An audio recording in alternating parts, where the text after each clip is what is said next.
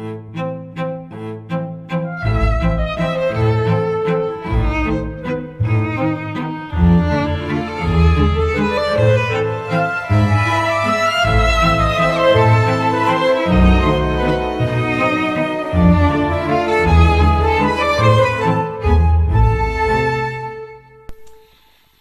how are you? I'm good. How are My you? name is Linda Johnson, and you are?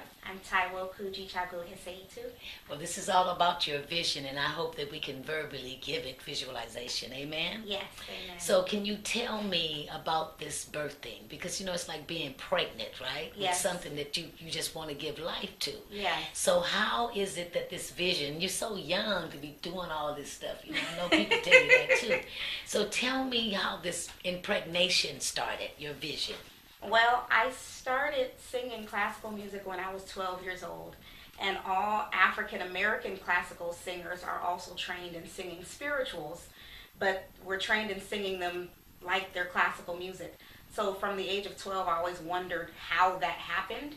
And so when I was in the graduate program at Cal State East Bay, pursuing a degree in performance, a graduate degree in performance, I started researching spirituals because I had so many questions.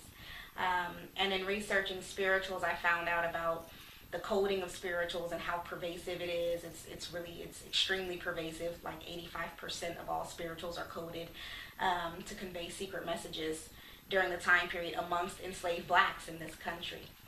And so after researching that, I thought I have to put a stage show together that shows how spirituals were used functionally on a plantation and around a plantation. So, the decoding pertained to what?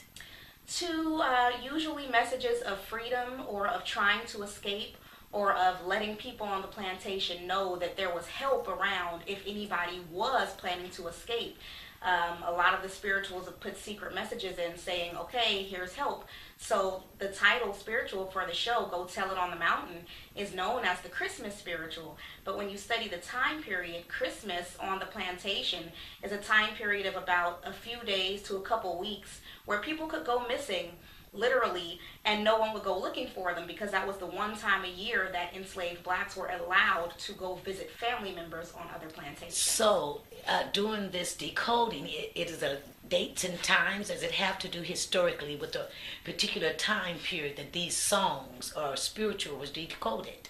Absolutely. So when we're looking at spirituals, we're looking at music from around the early 1700s to 1865, which is when slavery ended.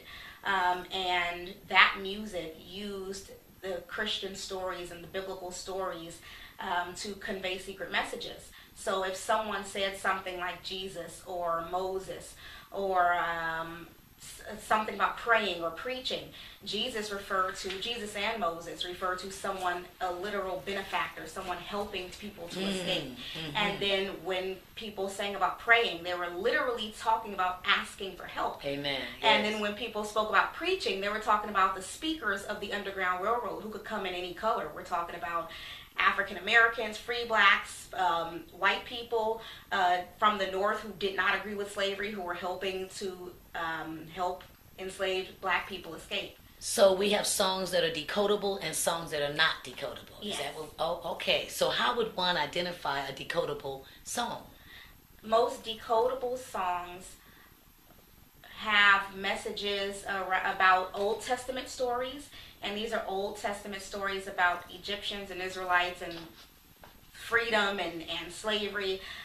Whereas the songs that need no decoding are the songs like Lord, How Come Me Here? There's no freedom here. I wish I never was born. It's very obvious what the singer is singing about.